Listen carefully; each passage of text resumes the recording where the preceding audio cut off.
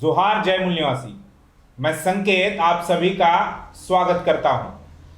बिहार में कुछ ही महीनों में विधानसभा के चुनाव होने वाले हैं और इसी को लेकर हम लोग बिहार पटना में हैं। बिहार में जितने भी राजनीतिक दल काम करते हैं उन सभी के पास हम जाएंगे। उनका बिहार विधानसभा चुनाव के लेकर क्या कहना है, क्या मुद्दे हैं, पिछले 5 साल में बिहार में कितना विकास हुआ भी है या नहीं, इन तमाम मुद्दों पर हम उनसे बात करेंगे। फिलहाल हम बहुजन मुक्ति पार्टी के प्रदेश कार्यालय में हैं, जहां जो पटना में आता है, और हमारे साथ बहुजन मुक्ति पार्टी के प्रदेश अध्यक्ष माननीय अमित अंबेडकर साहब है। हम उनसे बात करेंगे बिहार चुनाव के बारे में, क्या उनकी पॉलिसी है, क्या मुद्दे हैं और समूचे बिहार की राजनीति पर। सबसे पहले अंबेडकर जी, आपका हमारे चैनल पर स्वागत है।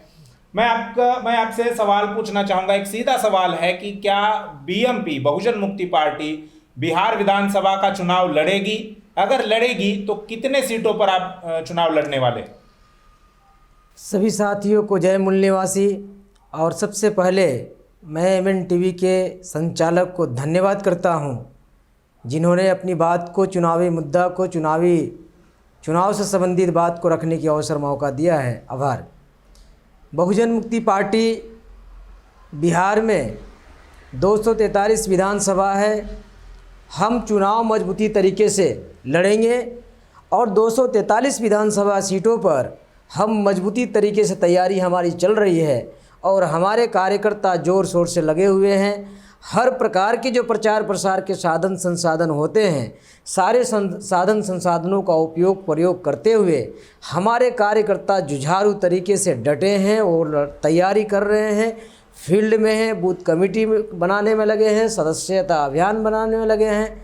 हमारा काम जारी है, इसमें कोई दो राय नहीं है। यानी आप 243 विधानसभा की जो सीटें हैं उन सभी सीटों पर आप तैयारी कर रहे हैं? सभी सीटों पर बहुजन मुक्ति पार्टी चुनाव लड़ेगी, जिसमें 100 सीटों को जो हमने सरकार बनाने की योजना बनाया है कि हमें सरकार बनानी है बहुजन मुक्ति पार्टी को, तो 100 सीटों को ज़्यादा से ज़्यादा हम लोग उसको ध्यान में रखकर सीटों को बैलेंसिंग करने के तरीके से 100 सीटों का स्पॉट किया है। और हम आने वाले समय में बीएमपी की केवल चुनाव ही नहीं लड़ेंगे बल्कि सरकार बनाएंगे और सरकार बना करके फिर यहाँ के दशा और दिशा सुधारने की कोशिश करेंगे। जी, क्या मुद्दे हैं बहुजन मुक्ति पार्टी के इस चुनाव में? कौन से मुद्दे लेकर आप जनता के पास जाएंगे? ऐसे बहुजन मुक्ति पार्टी के पास लगभग 60 चुनावी मुद्दे हैं जी, और उसमें बिहार से भी संबंधित है और कई अन्य राज्यों से भी वो सारे मुद्दे हम लोगों को मिलता जुलता है।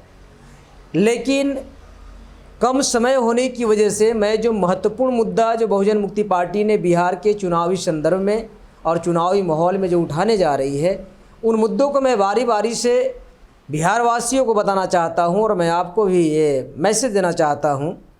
सबसे पहला मुद्दा जो है, जिस मुद्दा को कोई राजनीतिक पार्टी जो बिहार में प्रतिस्थापित नेता हैं और जो प्रतिस्थापित पार्टी हैं जिनकी रीजनल लेवल की मान्यता है, उस मुद्दों को एकदम से टच करने की कोशिश नहीं कर रहे हैं, बोलने तक नाम नहीं ले रहे हैं, एकदम ही उस मुद्दों को इग्नोर किए हैं। जैसे पहले नंबर का मुद्दा है ओबीसी को जाति आधारित गिनती करना। ओबीसी को जाति आधारित गिनती होना चाहिए, इसके लिए जो ओबीसी के नेता हैं वो लोग भी बोलने के लिए तैयार नहीं है। शेड्यूल कास्ट का नेता तो छोड़ दिया जाए, जो ओबीसी के नेता है वो भी इस बात को नहीं बोल रहे हैं। बहुजन मुक्ति सत्ता में आते ही सबसे पहले प्रदेश में जाति आधारित गिनती शुरू करेगी और केंद्रीय सरकार को जाति आधारित गिनती करने के लिए हम दबाव डालेंगे, मजबूर करेंगे और उनको भी प्रेशर करेंगे कि ओबीसी के जाति आधारित गिनती राष्ट्रीय लेवल पर हो और उनकी फिर संख्या के अनुपात में केंद्र सरकार को भी दबाव डालेंगे, उनको शासन प्रशासन में हिस्सेदारी के, और हम बीएमपी की सत्ता हमारा राज्य में रहेगा, हम अपने राज्य में भी उसको लागू करेंगे। ये पहला मुद्दा है। दूसरा मुद्दा है सरकारी एवं निजी संस्थानों में बहुजन मुक्ति पार्टी 100% आरक्षण की घोषणा करती है। अभी जो आरक्षण के मुद्दे के ऊपर बीजेपी के लोग, मोहन भागवत, आरएसएस के लोग, उनके चेले चपाटे और इनके एनडीए में समर्थित हमारे समाज के जो नेता हैं वो भी उल्टा पुल्टा बयानबाजी करते रहते हैं। तो हम लोगों ने इन सारे बातों को ध्यान में रखते हुए उनकी बयानबाजी को काउंटर करने के लिए और आरएसएस की जो गलत नीतियां हैं उसको काउंटर करने के लिए हम लोगों ने योजना बनाया। किन्हीं को कम आरक्षण नहीं मिलना चाहिए और किसी को ज़्यादा नहीं मिलना चाहिए। तो अगर 100% आरक्षण लागू किया जाता है तो कि एसी नहीं तो एसटी से लड़ेगा, ओबीसी नहीं तो एमबीसी से लड़ेगा और नहीं जनरल कैटेगरी के लोग एसी एसटी ओबीसी से लड़ेंगे। अगर ब्राह्मणों की संख्या 3.5% है तो क्लास 1 से लेकर क्लास 4 तक के नौकरियों में उनको हम 3.5 देंगे।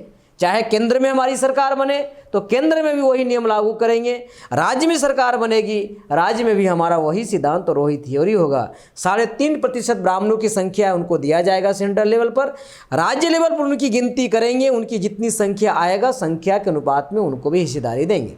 क्षत्रियों को 5.5% सेंट्रल लेवल पर है, राज्य लेवल पर उनकी जनगणना करेंगे, उनकी जितनी हिस्सेदारी बनती है उनका हम शासन प्रशासन में उनका हम प्रतिनिधित्व देंगे। उसी प्रकार से वैश्य को देंगे, उसी प्रकार से एसी एसटी ओबीसी तमाम लोगों को देंगे। इसको कहते हैं 100% 100% आरक्षण लागू होगा। किसी को किसी व्यक्ति से झगड़ा करने की जरूरत नहीं पड़ेगी जी। यानी जाति आधारित जनगणना ये पहला मुद्दा है, पहला मुद्दा है। जाति आधारित जनगणना करने के बाद उस संख्या के अनुपात में आप आरक्षण भी लागू करेंगे। हाँ, आरक्षण 100% आरक्षण लागू होगा। क्योंकि इस मुद्दा को कोई भी नहीं उठा रहा है। आप लोगों ने भी मीडिया के क्षेत्र में काम कर रहे हैं, आपको इस मुद्दे के ऊपर कोई बोलते हुए नजर नहीं आ रहे होंगे। केवल बहुजन मुक्ति पार्टी के लोग ही इस मुद्दे के ऊपर हंगामा कर रहे हैं। और मैं केवल ये चुनावी समय में नहीं कर रहा हूँ, बल्कि हमने बहुजन मुक्ति पार्टी का बिहार प्रदेश में लगभग 4 परिवर्तन यात्राएं निकाले हैं। चारों परिवर्तन यात्रा का ये हमारा सबसे पहले नंबर का मुद्दा रहा है और इसको हमने प्राथमिकता दे करके हमने पूरे जन जागरण करने की काम किया है जी। इसके अलावा और उसके बाद है तीसरे नंबर का मुद्दा है जो एसी एसटी ओबीसी के ऊपर जबरदस्ती से सुप्रीम कोर्ट के द्वारा और वर्तमान सरकार के द्वारा भी जो थोपा गया क्रीमी लेयर है, उस क्रीमी लेयर को हम असंवैधानिक तरीके से जो थोपा गया उसको हटाएंगे, राज्य में भी हटाएंगे और केंद्र सरकार को केंद्र में हटाने के लिए उसके लिए दबाव बनाएंगे। और सत्ता आया केंद्र में और राज्य में तो आएगा ही आएगा, तो उसमें हम संशोधन करेंगे और पुनः पहले की तरह जो आरक्षण व्यवस्था है उसको हम लागू करेंगे क्रीमी लेयर को हटा करके। उसके बाद चौथे नंबर का मुद्दा है भूमि आयोग का गठन करेंगे। आज तक कोई भी नेता भूमि आयोग के ऊपर बोलने के लिए तैयार नहीं है। किसान परेशान है, किसी के पास इतने ज़मीन पड़े हुए हैं कि उनको संरक्षण करने वाला कोई नहीं है, देखरेख करने वाला कोई नहीं है और किसी के पास इस देश में ऐसी हालात है कि उनके पास 1 डिसमिल ज़मीन भी रहने के लिए नहीं है, घर बनाने के लिए नहीं है। तो बहुजन मुक्ति पार्टी ने तय किया कि हम सत्ता में आते ही सबसे पहला नंबर में हम भूमि आयोग का गठन करेंगे। और ये केवल बहुजन मुक्ति पार्टी ऐसा नहीं सोचती है, बल्कि बाबा साहब अम्बेडकर ने इसका एक कंसेप्ट नेहरू जी के मंत्रिमंडल में दिया था। उस समय 14 जुलाई 1947 को नेहरू जी के साथ में बाबा साहब इस बात को शेयर किया था कि भूमि आयोग की गठन होना चाहिए, लेकिन उन्होंने इस बात को इग्नोर किया। इग्नोर ही नहीं किया बल्कि 22 जुलाई 1947 को इसको रद्द करने की भी घोषणा किया, रद्द कर दिया गया और इसको टोकरी में डाल दिया, डस्टबिन में डाल दिया। इस प्रस्ताव को अमल में ही नहीं लाया। फिर बाबा साहब जब राज्यसभा में गए तो फिर इस बात को दोबारा 6 सितंबर 1954 को फिर इस बात को उठाया कि भूमि आयोग गठन होना चाहिए। जिसके पास ज़्यादा भूमि है उनका वर्गीकरण करके जो भूमिहीन लोग हैं उनको भूमिहीन लोगों को भूमि दिया जाए, चाहे एग्रीकल्चर के लिए चाहे उनको घर बनाने के लिए। फिर भी इस बात को साथियों उस समय से इग्नोर किया जा रहा है। इग्नोर करते करते आज तक इसके ऊपर अमल नहीं किया गया है, न ही केंद्र में अमल की जा रही है, न ही राज्य सरकार अमल कर रही है। बहुजन मुक्ति पार्टी सत्ता में आते ही भूमि आयोग के गठन करेगी और भूमि का वर्गीकरण करेगा। जो भूमिहीन लोग हैं उनको हम भूमि वितरण कर देंगे और जिनके पास भूमि है उसके लिए एक भूमि का सीलिंग एक्ट बनाएंगे। कौन व्यक्ति कितना भूमि रखेगा इसके लिए भी हम बंदोबस्त करेंगे। ये भी बहुजन मुक्ति पार्टी का एक अतिरिक्त जो भूमि होगी उसको जब्त किया जाएगा और जो भूमिहीन लोग हैं हाँ उनमें वो बांटा जाएगा। हाँ हाँ, ये किया जाएगा। उसके बाद कृषि आधारित उद्योग, जैसे बिहार एक ऐसा राज्य है यहाँ पर किसी प्रकार के साधन संसाधनों की कमी नहीं है। यहाँ लैंड रिसोर्स है, यहाँ वाटर रिसोर्स है, यहाँ ह्यूमन रिसोर्स है, यहाँ एग्रीकल्चर पर आधारित हम कई प्रकार के मिनी उद्योग धंधे, कुटीर उद्योग धंधे और बृहद पैमाने पर उद्योग धंधे शुरू कर सकते हैं। लेकिन आज तक जितने भी सरकार बने 1947 से और उसके बाद संविधान लागू होने के बाद से भी आज तक इसके ऊपर बिहार के कोई भी सरकार और कोई भी मुख्यमंत्री ने सोचने की कोशिश नहीं किया। तो बहुजन मुक्ति पार्टी ने इसके ऊपर बहुत गंभीरता से इसके ऊपर चिंतन मनन किया है कि जो कृषि आधारित उद्योग हम डेवलप कर सकते हैं और हम डेवलप करेंगे, उसमें पहली प्राथमिकता जो SC ST OBC के जो किसान हैं उनको हम देंगे, माइनॉरिटी के जो किसान हैं उनको देंगे और कृषि आधारित उद्योग धंधा डेवलप करके जो दूसरे राज्यों में पलायन हो रहा है वो पलायन भी रुकेगा और बिहार एक उन्नति के राह पर आगे जाएगी। ये भी हमारी योजना है। उसके बाद समान शिक्षा लागू किया जाएगा, चाहे राष्ट्रपति का बेटा हो या वार्ड सदस्य का बेटा हो, चाहे मुख्यमंत्री का बेटा हो, चाहे प्रधानमंत्री का बेटा हो, चाहे चपरासी का बेटा हो, चाहे कलेक्टर का बेटा हो, सबके लिए एक समान शिक्षा नीति लागू किया जाएगा। अगर चपरासी का बेटा सरकारी स्कूल में पढ़ता है तो कलेक्टर का बेटा को भी सरकारी स्कूल में पढ़ना होगा। इसको समान शिक्षा नीति कहते हैं। समान शिक्षा नीति जब लागू होगी, और इतना ही नहीं, हम एक अलग प्रकार से एक कानून बनाएंगे कि अगर जो गार्जियन अपने बच्चों को सरकारी स्कूल में नहीं एजुकेशन देगा, उनको नहीं तो गवर्नमेंट जॉब में और नहीं तो निजी जॉब में, प्राइवेट जॉब में हम उनको नौकरी ही नहीं देंगे, उनको नौकरी से, रोजगार से वंचित कर दिया जाएगा। ये समान शिक्षा के अंतर्गत ये भी बात आ सकता है और इसके ऊपर हम लोग पूरे सख्ती से अमल करने की कोशिश। एक तरफ शिक्षा का, एक समान शिक्षा का एक बात हो गई, दूसरी तरफ उस शिक्षा की जो क्वालिटी है जी, उसको भी सुधारा जाएगा या जैसे अभी चल रहा है वैसे ही होता रहेगा? हाँ, शिक्षा की क्वालिटी सुधारी जाएगी। सिलेबस एक ही होगा। आज इस देश में और बिहार राज्य में 3-4 प्रकार के सिलेबस चल रहे हैं। अमीरों के बच्चों को पढ़ने के लिए अलग सिलेबस है, गरीबों को बच्चों को पढ़ने के लिए अलग सिलेबस है, मिडिल फैमिली के बच्चों को पढ़ने के लिए अलग सिलेबस है। कई प्रकार के जो सिलेबसेस चल रहे हैं वो सारे सिलेबस को समाप्त करके एक ही सिलेबस बनाया जाएगा। जब एक सिलेबस होगा तो आप समझ सकते हैं कि शिक्षा की क्वालिटी बहुत ही गुणवत्ता बेहतरीन हो सकती है। किसी का कोई भेदभाव होगा ही नहीं। अगर NCERT होगा, CBSE होगा और BTC होगा, कोई भी सिलेबस होगा एक ही होगा। तो इससे गुणवत्ता को हम सुधार सकते हैं, गुणवत्ता ला सकते हैं।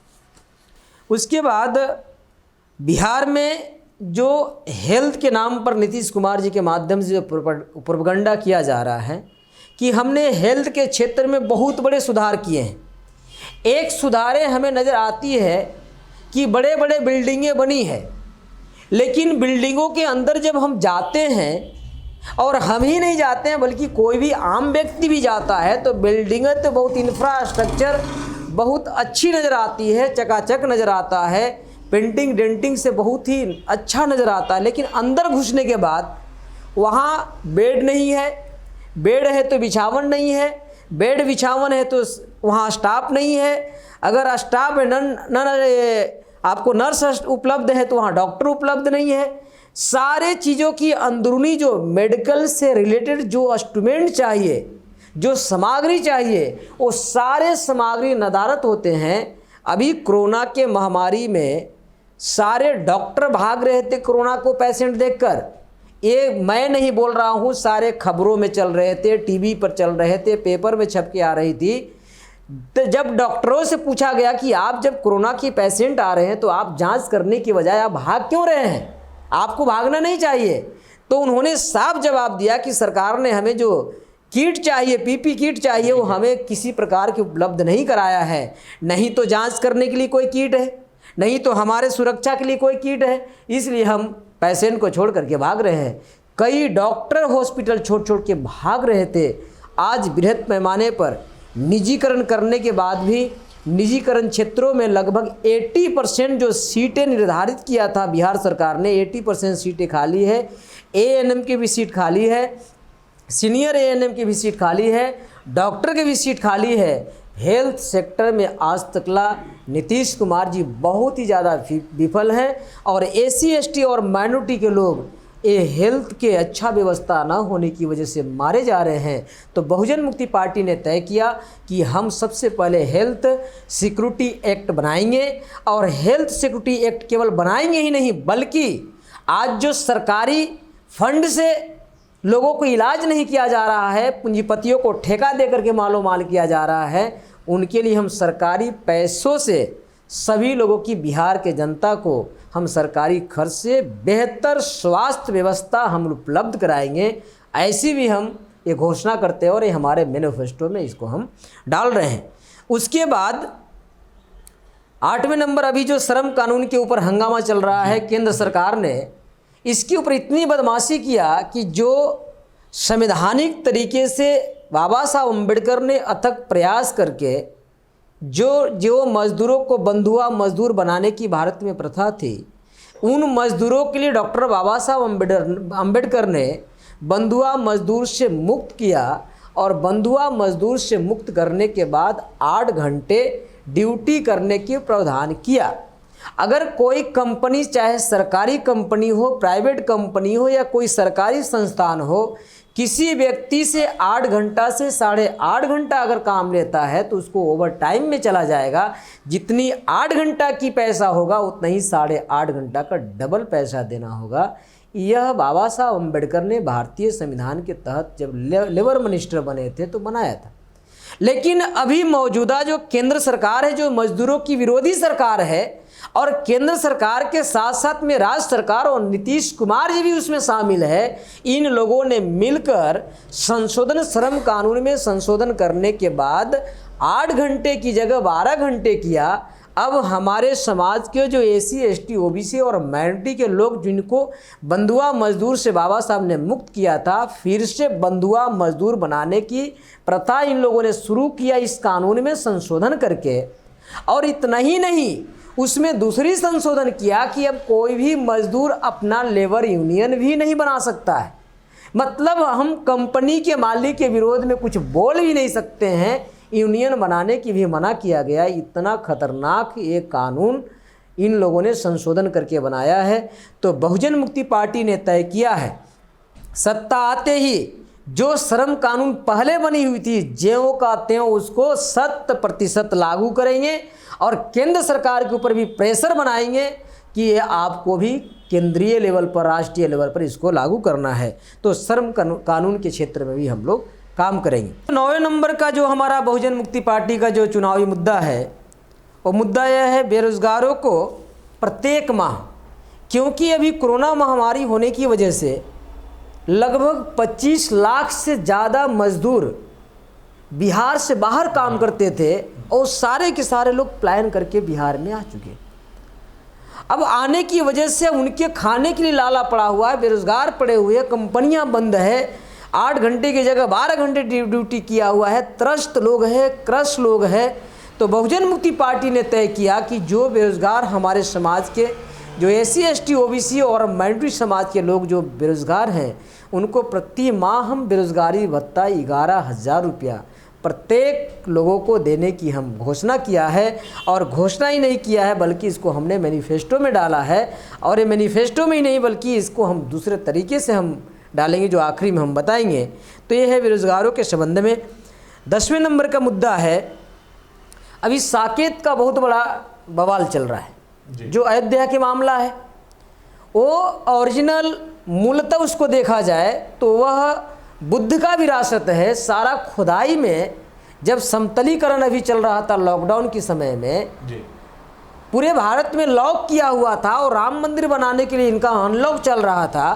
मैं राम मंदिर बन रहा, मैं इसके विरोध में नहीं हूँ, लेकिन इनकी जो कार्यपद्धति है, कार्यनीति है, इतनी गंदी और इतनी घटिया है, इसके मैं ज़्यादा कड़ी से कड़ी निंदा करता हूँ। जब समतलीकरण चल रही थी तो उस समतलीकरण के क्रम में बौद्ध के सारे अवशेष मिल रहे थे।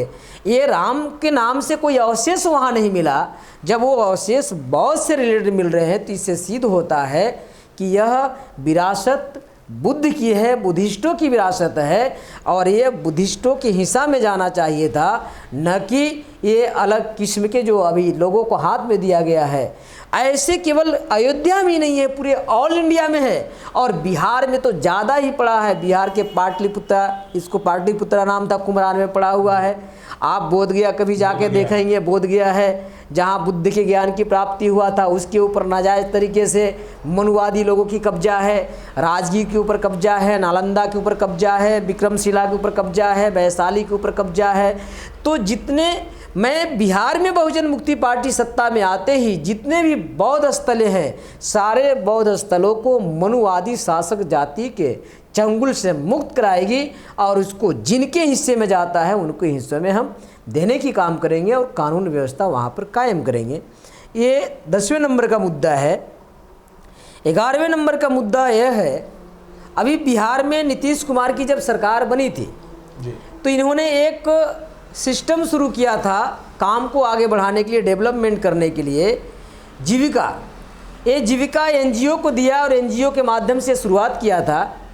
अभी जीविका में लेडीज लोगों को बहाल की गई थी, तो लेडीज लोगों को जब बहाल किया गया था 1500 रुपया पर उनको रखा गया था जी।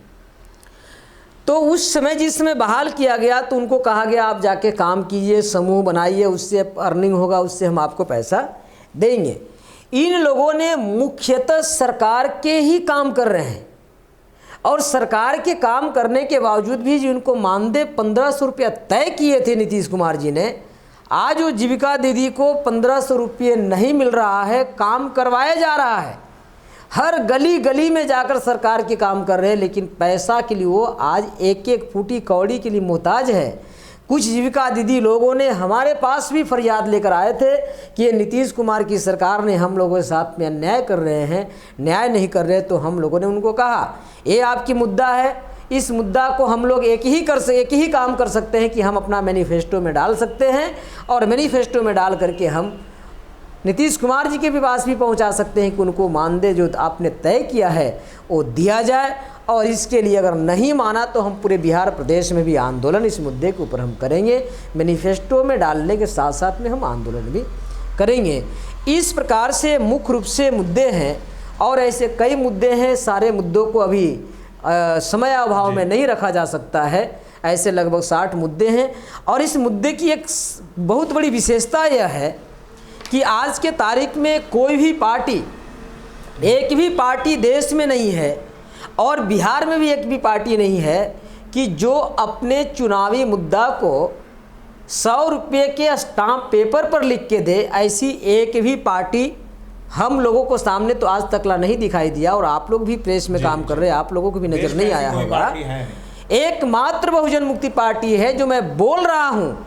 वो जनता को कैसे विश्वास हो, हमारे समाज के लोगों को कैसे विश्वास हो, बिहार वासियों को कैसे विश्वास हो, उसके लिए हम लोगों ने 100 रुपया के स्टाम्प पेपर पर लिख के दिया कि अगर हमारी सत्ता आती है, हमारे एमएलए चुनकर आते हैं और जो हमने घोषणा किया है अगर नहीं किया तो आप इसको लेकर के आपको जहां जाना है लीगल सहायता लेकर आप हमारे ऊपर कार्रवाई कर सकते हैं।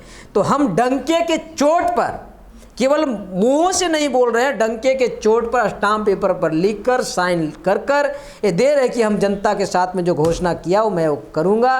नीतीश कुमार जी ने पिछले चुनाव में 7 निश्चय घोषणा किया था, वो 7 निश्चय में आज तकला अभी तक एक भी निश्चय पूरे तरीके से पूरे। नीतीश कुमार के जो 5 साल का कार्यकाल रहा उस पर हम बात करेंगे, लेकिन मेरा अगला सवाल आपसे ये है कि कोरोना महामारी से पूरा देश और दुनिया जूझ रही है और कई सारे जो काम है वो सरकार ने पोस्टपोन किए हैं, जैसे बच्चों की एग्ज़ाम हो तो वो पोस्टपोन किया है। तो क्या इस माहौल में चुनाव होना चाहिए, ऐसा लगता है? क्या आपको ऐसा नहीं लगता कि इससे कोरोना महामारी जो है वो बिहार में और ज़्यादा बढ़ जाएगी जिस प्रकार से बढ़ रही है? तो क्या चुनाव होना चाहिए? सबसे खास बात यह है, हम चुनाव कराने के पक्ष में बहुजन मुक्ति पार्टी पूरे सहमति है। जो बिहार के नियत समय है चुनाव का, अक्टूबर में चुनाव संपन्न हो जाती है और नवंबर में जाते जाते सरकार की गठन हो जाती है। अगर ये महामारी चल रहा है और महामारी को ध्यान में रखकर अगर वो चुनाव टालना चाहते हैं या महामारी में ही चुनाव कराना चाहते हैं, दो बातें आ रही। सरकार अलग स्टेटमेंट दे रही है और चुनाव आयोग का अलग कहना है। पहला तो कहना है चुनाव आयोग को और सरकार की कहना है कि महामारी है, इसकी वजह से हम चुनाव डिजिटल तरीके से कराएंगे। डिजिटल तरीके की बात आ रही है और अगर डिजिटल तरीके से नहीं होगा तो हम ईवीएम मशीन की तो तैयारी करके रखा ही है, ईवीएम मशीन से कराएंगे। एक तरफ डिजिटल तरीका मतलब क्या होगा, लोग घर बैठे करके ही वोट देंगे या किस प्रकार से होगा? इनका ऐसा ही चल रहा है कि घर में बैठे बैठे कोरोना महामारी नहीं फैलना चाहिए, हम घर बैठे ही करवा सकते हैं। ऑनलाइन इनका कोई सिस्टम नया शुरू करने वाले हैं। ऐसा किसका कहना है? चुनाव आयोग का। चुनाव आयोग का भी कहना है और सरकार का भी कहना है, जो बीजेपी की सरकार है और मिला जुला सरकार चल रहा है, ये दोनों की कहना है। तो मेरा कहना है कि ठीक है, ये महामारी है, एक तरफ आप महामारी का भी आड़ ले रहे हैं जी। तो जब महामारी है, आपने कॉलेज को बंद रखा है, यूनिवर्सिटी को बंद रखा है, कई ऐसे संस्थान को बंद रखा है, अभी फिर से पटना को लॉक किया गया है 16 जुलाई तक, 16-17 तक। तो जब महामारी है तो फिर चुनाव आप क्यों नहीं आगे बढ़ा रहे हैं? महामारी भी कह रहे हैं और चुनाव नियत समय पर भी कराने के कह रहे हैं। इसमें बहुत सोची समझी एक साजिश हमें नज़र आती है। तो मैं पक्ष में हूँ कि चुनाव नियत समय पर कराई जाए और जैसे पहले होती थी डोर टू डोर कैंपेनिंग करने की इजाज़त दी जाए, रैली करने की इजाज़त दी जाए, सभा करने की इजाज़त दी जाए, नुक्कड़ नाटक करने की इजाज़त दी जाए। क्योंकि अगर इस प्रकार से नहीं होगा तो लोकतंत्र की हत्या कहा जा सकता है। बीजेपी के पास आकूत संपत्ति है। अभी आपको जून महीने में आपने भी सुना होगा, देखा होगा, 7 जून को उन्होंने 7 जून को वर्चुअल रैली किया और 1 घंटे के रैली को करने के लिए 72,000 बूथों पर जो टीवी लगाया, उस टीवी के खर्चा 144 करोड़ आया। जो सरकार कहती थी कि हमें मजदूरों को भेजने के लिए हमारे पास किराया नहीं है, हम कैसे मजदूरों को भेज सकते हैं? हजारों मजदूर मारे गए, कई मजदूर रेल से कट के मर गए, कई मजदूर रेल में मर गए, खाए बिना मर गए। अभी तक लोगों की मरना जारी है। यही केंद्र सरकार कह रही थी कि मेरे पास पैसा नहीं है। तो जब आपके पास पैसा नहीं है तो 1 घंटे के वर्चुअल रैली करने के लिए 7 जून को 144 करोड़ रुपया कहाँ से आया? ये सोचने वाली बात है। तो इनके पास पैसा है, कर लेंगे। अन्य जो पार्टी बीजेपी के जो विरोधी दल हैं, अब इनके पास इतना संसाधन नहीं है तो ये वर्चुअल रैली कर नहीं सकते हैं। तो ये चुनाव एक तरफा हो जाएगी और एक तरफा चुनाव में लोकतंत्र को हत्या करके चुनाव जीतना चाहते हैं और चुनाव करवाना चाहते हैं।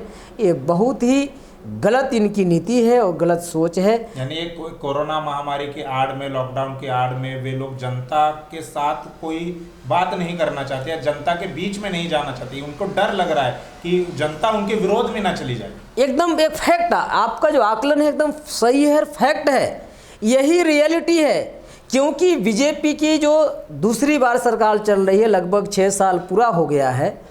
ये 6 साल में जो कारनामा इन लोगों ने दिखाया है और बिहार में जो नीतीश कुमार जी की सरकार के साथ में दोनों की गठबंधन की सरकार चल रही है, तो केंद्र से लेकर राज्य तक नीतीश कुमार के नीतियों से और बीजेपी के नीतियों से लोग इतना त्रस्त हो चुका है कि जनता जो है इंतजार कर रही है कि ये नेता कब हमारे यहाँ है स्वागत करने के लिए। और स्वागत फूल माला से नहीं करने वाले हैं, दूसरे तरीके से स्वागत करने के लिए इन लोग तैयार हैं। तो बीजेपी को लगता है कि अगर ऐसी परिस्थिति में हम लोग मैदान में जाते हैं, डोर टू डोर कैंपेनिंग करते हैं, रैली करते हैं, तो जनता हमें ऊपर पथराव कर सकती है, पत्थरे फेंक सकती है, कान कपार फोड़ तोड़ सकती है। क्योंकि जो जनता में आक्रोश है, गुस्सा है, वो गुस्सा अभी तक भी शांत नहीं हुआ है। 3 किलो चावल देने से और 5 केजी चावल देने से मजदूरों को, बिहार वासियों को गुस्सा शांत होने वाला नहीं है। ये जो गुस्सा आप बता रहे हैं वो नीतीश कुमार की पॉलिसी की वजह से है या लालू जी को जेल में डाल दिया है, ये भी एक कारण है इसके पीछे?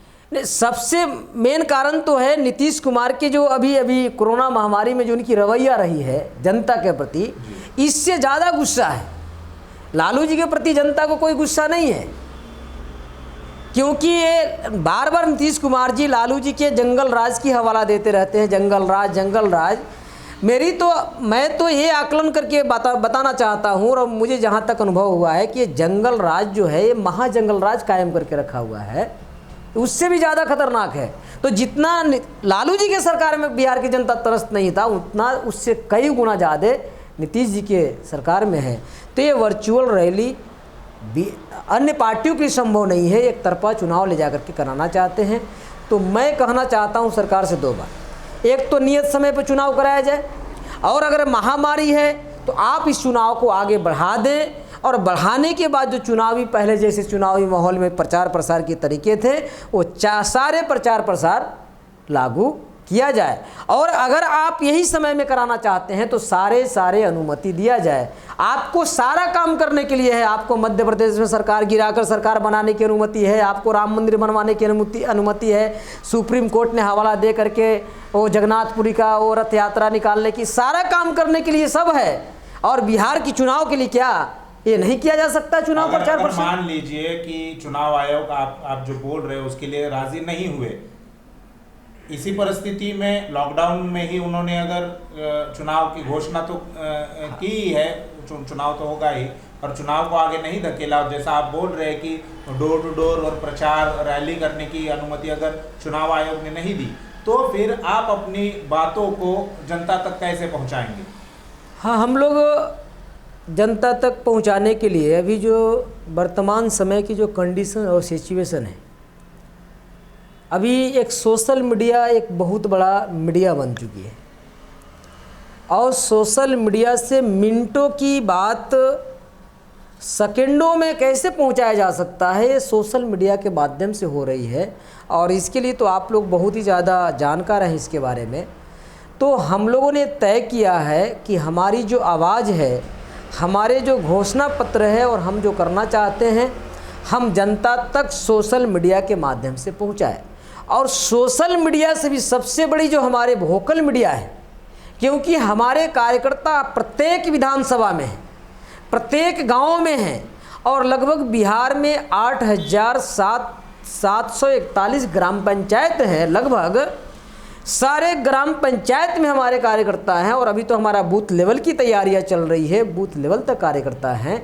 तो हम व्हाट्सएप के जरिए, फेसबुक के जरिए, ट्विटर के जरिए, इंस्टाग्राम के जरिए, जो भी टेक्निकल अभी सारे ऐप्स आ गए हैं इलेक्ट्रॉनिक, उसके तहत हम केवल अपने कार्यकर्ताओं तक पहुंचाएंगे। और हमारे कार्यकर्ता ही मुंह से इतने प्रचार प्रसार कर देंगे कि सारे वर्चुअल रैली और ये सारा फेल हो जाएगा।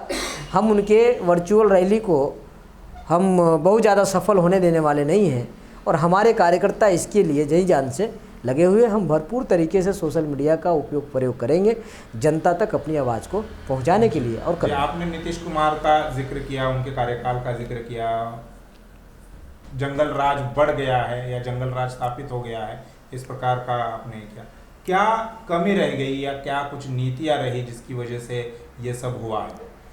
सबसे पहले तो मैं आपको बताना चाहता हूँ इस मुद्दे के ऊपर, जैसे 15 साल नीतीश कुमार जी का पूरा हो गया जी, इन्हीं के जैसे 15 साल आरजेडी की सरकार रही थी, तो उस आरजेडी को ये सरकार, मौजूदा सरकार ने जंगल राज की हवाला दिया और कहा कि लालू जी के सरकार में जंगल राज कायम हो गई थी और यहाँ पर कानून व्यवस्था ध्वस्त कर दिया गया था, चौपट कर दिया गया था। लेकिन जहाँ तक मेरी अनुभव और मेरा आकलन है, तो मैं अपने आकलन के आधार पर बताता हूँ कि ठीक है, आप लालू जी के सरकार को जंगल राज की संज्ञा आपने दिया है, अच्छी बात है, आप जंगल राज की संज्ञा दे रहे हैं। लेकिन आप जब कानून व्यवस्था वाली सरकार कायम करना चाहते थे, तो जो कारनामे जंगल राज में नहीं हो रहा था, वो कारनामे आपके राज्य में भी कई गुना उससे ज़्यादा हो रही। जैसे इनके राज्य में नहीं तो किसान सुरक्षित है, नहीं छात्र छात्राएं नौजवान सुरक्षित है, नहीं महिलाएं सुरक्षित है, नहीं नौकरी करने वाले सुरक्षित हैं, नहीं मजदूर सुरक्षित है। आए दिन मजदूरों के साथ में अन्याय हो रही है, सरकार के कोई इसके ऊपर खोज खबर नहीं है। आए दिन लड़कियों के साथ में रेप ही नहीं गैंग रेप हो रही है। अभी कुछ महीना पहले जहाँ के नीतीश कुमार जी रहने वाले हैं, उनके गृह जिला में राजगीर के पहाड़ियों के ऊपर एक लड़की के साथ में लगभग दर्जनों लड़कों ने गैंग रेप किया। आज तकला उस मुद्दे के ऊपर, उस मामले के ऊपर कोई कार्रवाई नहीं हुआ। नॉर्मली जो करना चाहिए वो करके छोड़ दिया है। तो इस प्रकार से हो रही है। पटना ये जो राजधानी है, राजवंशी नगर में एक नेपाल की लड़की आई हुई थी, उसके साथ में गैंग रेप इनके नाकों के सामने किया गया। आज तक उसके ऊपर कोई कार्रवाई नहीं हुआ।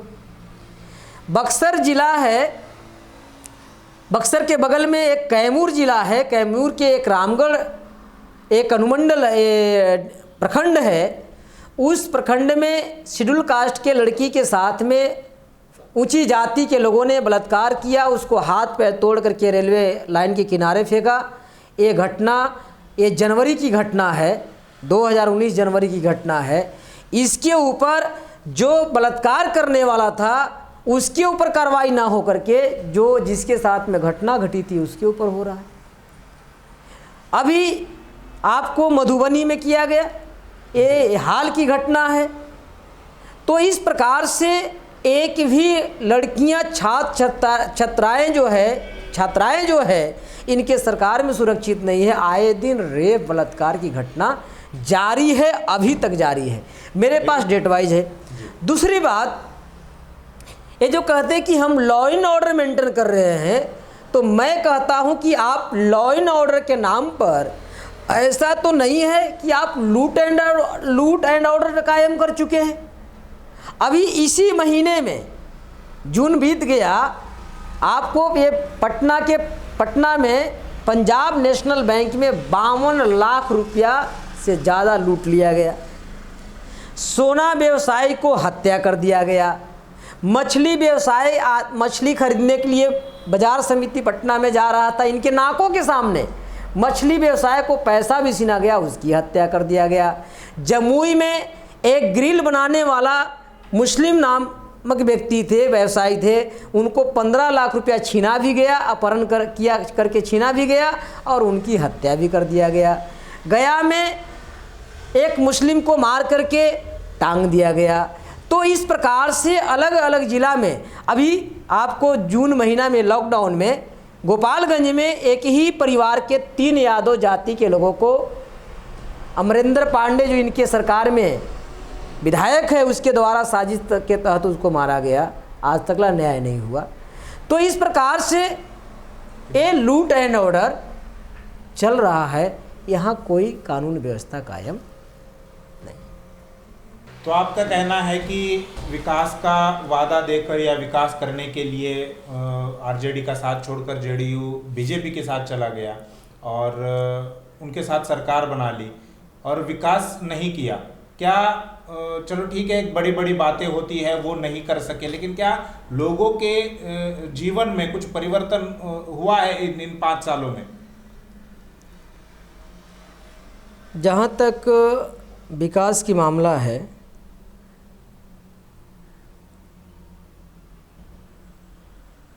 नीतीश कुमार जी के माध्यम से 7 निश्चय की बात कही गई थी। आज तक वो 7 निश्चय पूरा नहीं हुआ। जो विकास की हवाला दे करके बीजेपी के साथ में गठबंधन किया, जब बीजेपी की सरकार में इनका दूसरी बार जब सरकार बनी थी तो उसमें विशेष राज्य की दर्जा की आवाज़ उठाया था। उस समय कांग्रेस की सरकार केंद्र में थी। तो जब कांग्रेस की सरकार थी तो बिहार को विशेष राज्य की दर्जा मांग रहे थे और उसमें बीजेपी इनके साथ में था। अब बीजेपी इनके साथ में राज्य में भी है और केंद्र में भी बैठा हुआ। अब इनकी विकास के विशेष राज्य की दर्जा वाला मामला जो था गायब कर दिया। अब विशेष राज्य की दर्जा मांग नहीं कर रहा है। तो जनता को गुमराह करके नीतीश कुमार ने धोखा देकर, धोखेबाजी कर 15 साल राज किया और भी कुछ नहीं किया। विकास के नाम पर एकदम ही यहाँ जीरो है। केवल एक ही नाम विकास हुआ है, क्या बना है? पटना के सड़कें महीनों महीनों बनते रहते हैं, कुछ गांव के भी सड़कें बने हैं, ओवरब्रिज बन गया है, फ्लाईओवर बन गया है, पुल बन गया है। तो यह बन तो गया है, लेकिन आम जो जनता है उनकी दैनिक स्थिति में कोई सुधार आज तक हम लोगों को नहीं दिखा रहा, नहीं दिखाई दे रही है और नहीं वो दिखा पा रहे हैं।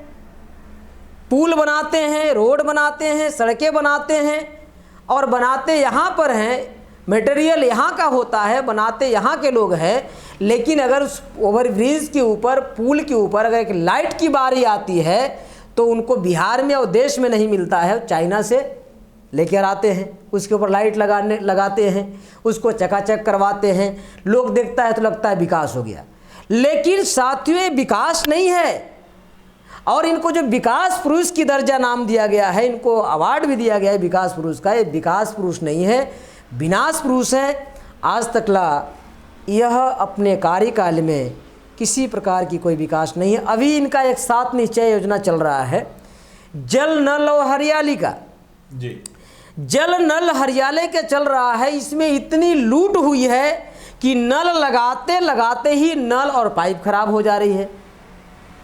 मतलब 1 महीना भी नहीं चल रहा है, नीचे से लेकर के ऊपर तक लूट चल रहा है।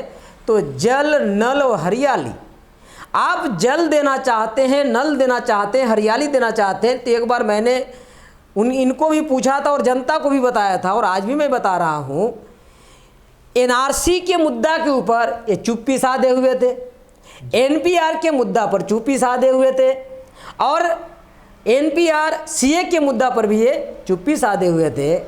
तो अगर एनआरसी लागू हो जाता है, एनपीआर हो जाता है, बिहार की जनता अगर नागरिकता से वंचित हो जाते हैं, तो जब नागरिकता हमारी रहेगी ही नहीं तो नीतीश कुमार जी के जल नल और हरियाली किस काम की रहेगी। तो हमारी नागरिकता को बनाए रखने के लिए नीतीश कुमार जी ने कुछ भी नहीं किया और उस समय में ये केवल जल नल के मामला चलाते रहे।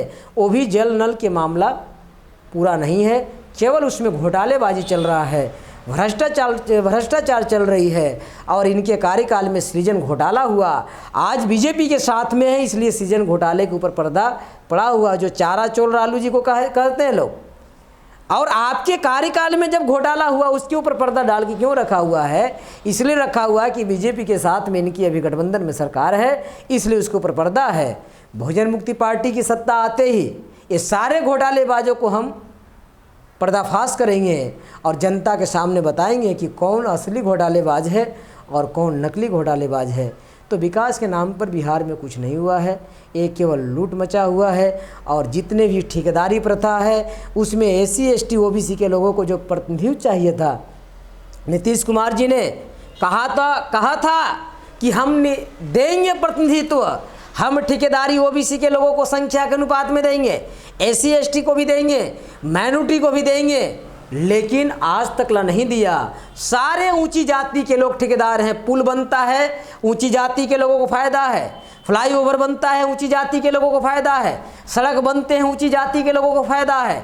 और अगर आप विकास ही करना चाहते हैं, अभी बाढ़ आ गया, बाढ़ शुरू है, आप नॉर्थ बिहार में जाएंगे, आप किशनगंज जाए, आप पूर्णिया जाए, आप सहरसा जाए, आप सीतामढ़ी जाए, आप अररिया जाए, आप सुपौल जाए, इस सारे जिला में प्रत्येक वर्ष बाढ़ से जान माल की खतरा होती है। किसानों की फसल गायब हो जाती है, उनके माल मवेशी घर द्वार बह जाते हैं। इनके लिए वाटर रिसोर्स बिहार में पड़ा हुआ है। अगर ये मैनेजमेंट इनके पास होता है, कहते कि हम बहुत बड़ा मैनेजमेंट के गुरु हैं, इंजीनियर हैं, अगर ये चाहते तो वाटर रिसोर्स जो हमारे पास है उसके लिए प्लान बना करके हम उसको कंज्यूम करते, उसको संग्रह करते, उससे बिजली उत्पादन भी करते। और साउथ बिहार के कई ऐसे ज़िला है, जैसे जमुई है, गया है, नवादा है, ऐसे बांका है, ऐसे कई ज़िला है जो किसान पानी के लिए तरसता है। एक तरफ डूब के मर रहा है और दूसरे तरफ इसी बरसात की मौसम में पानी के लिए तरस रहा है, वहाँ पानी नहीं है।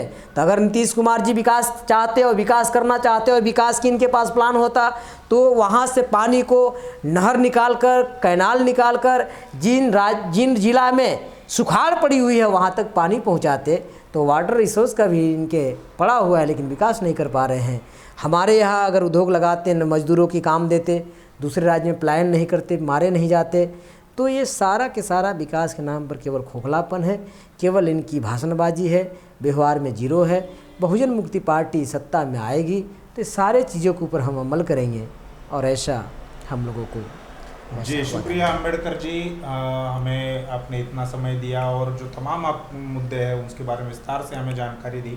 तो ये थे बहुजन मुक्ति पार्टी के प्रदेश अध्यक्ष अमित अम्बेडकर जी, जिन्होंने हमें समय दिया है और तमाम बातें, और जो भी बातें उन्होंने कही है उन्होंने वो स्टैम्प पेपर पर लिख कर दिया है। अगर वो सत्ता में आते हैं और इन बातों से मुकर जाते हैं, उन बातों को अगर लागू नहीं करते, उस पर इम्प्लीमेंट नहीं करते, तो कोई भी व्यक्ति बहुजन मुक्ति पार्टी को और इनको, खासकर आपकी जिम्मेदारी है, तो इनको कोर्ट में घसीट सकती है। तो इतने कॉन्फिडेंस से उन्होंने ये अपने मुद्दे आपके सामने रखे हैं। इन तमाम मुद्दों पर, इन तमाम बातों पर आपकी क्या राय है, ये हमें कमेंट सेक्शन में ज़रूर बताइए। और हम पटना, यानी हम बिहार में हैं, बिहार की चुनावी माहौल को हम लोग कवर करेंगे, अलग अलग राजनीतिक दलों के पास भी जाएंगे और वो भी बातें हम आपको बताएंगे, उनकी तरफ से जो बातें हैं वो भी आपके सामने लाने का प्रयास करेंगे। शुक्रिया।